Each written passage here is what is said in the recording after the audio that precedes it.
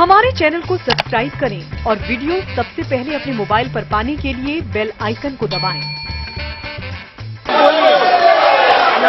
अरे भैया बैठिए, अरे भैया आइए वापिस, अरे भैया कहाँ चले, अभी शुरू हुआ है।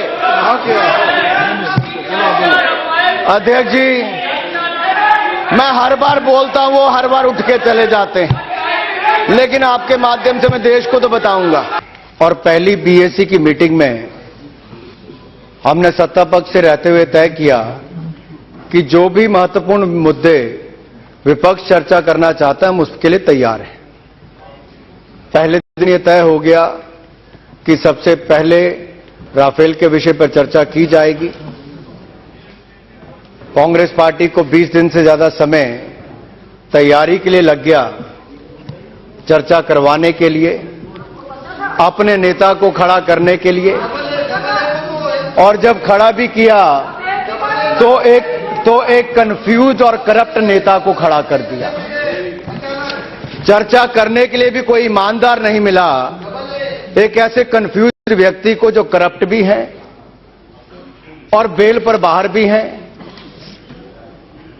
उनको खड़ा किया गया, जो देश में अपना टैक्स आज तक अदा नहीं कर पाए, जो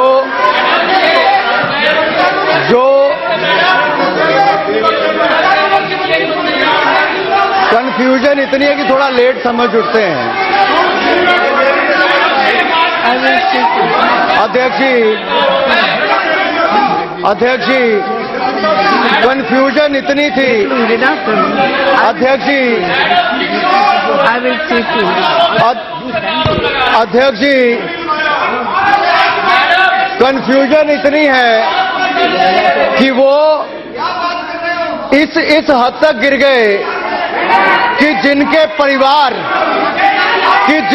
परिवार और पार्टी इस देश के पत्रकारों को इमरजेंसी के समय लगाम लगा देते हैं कि वो स्वतंत्र लेख नहीं लिख सकते, पार्लियामेंट की फंक्शनिंग हो, लोकतंत्र को खत्म करने की बात करते हैं, वो रूप इनमें देखने को नजर आया।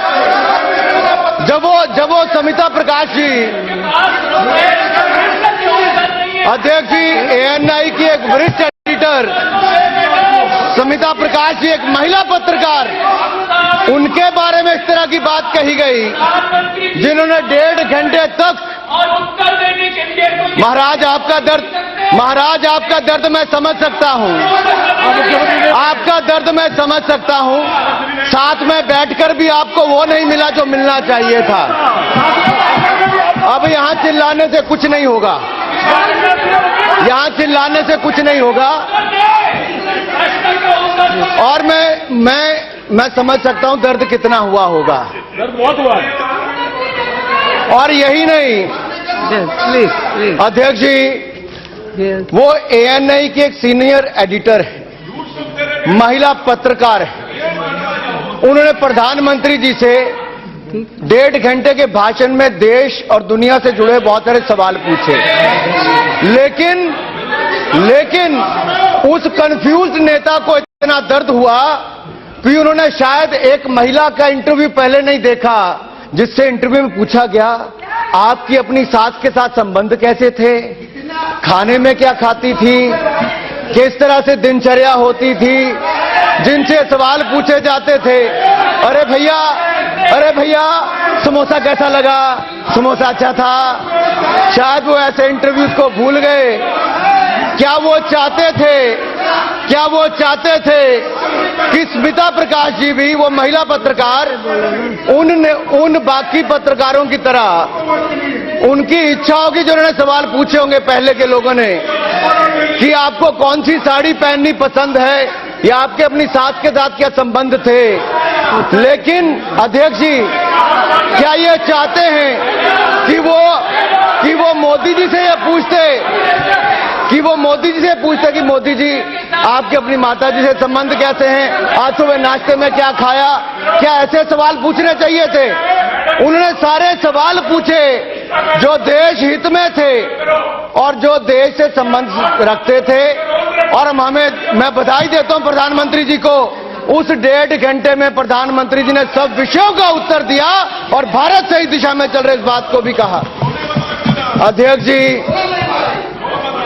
जी कंफ्यूजन उस नेता की इतनी थी कि 20 मिनट बोले और 20 मिनट में 20 झूठ बोलकर चले गए। झूठ बोलकर चले गए और शाम को एक पत्रकार वार्ता कर दी और पत्रकार वार्ता में वही किया जो वर्षों से ये करते चले आ रहे हैं। 1-2 का 4 वहां पे भी कर दिया, 1-2 का 4 कर दिया। तीसरा सवाल पूछना भूल गए अध्यक्ष जी, ये 1-2 का 4 करते आए। जेटली जी ये कहकर गए थे, मिस्टर क्यू की बात करके गए थे। क्यू से वी तक बहुत अंतर है, अभी बीच में आर और एस भी आता है। और आज राफेल पर कौन पार्टी प्रश्न खड़ा करती है, कौन परिवार प्रश्न खड़ा करता है, जिनके अतीत। अरे खड़गे जी आपका दर्द मैं समझ सकता हूं।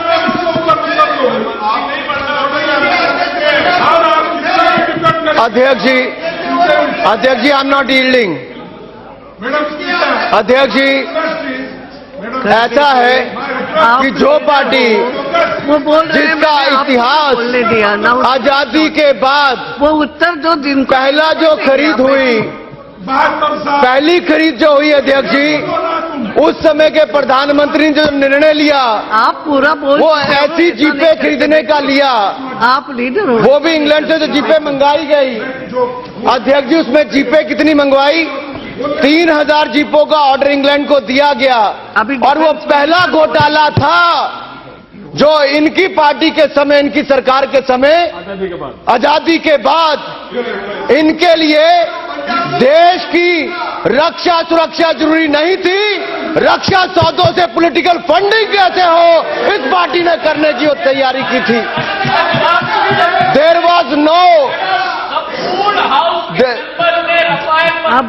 अध्यक्ष ji there was no defence deal during the Congress time. कोई डिफेंस डील बगैर डील के पूरी नहीं होती थी अध्यक्ष जी। इनके समय कोई डिफेंस डील के बिना डिसाइड नहीं होती थी। इनके समय दलाल तय करते थे, इनके हित में सौदा करवाते थे। आज राष्ट्र हित में सौदा होता है तो मोदी सरकार राष्ट्र हित में सौदा करवाती है।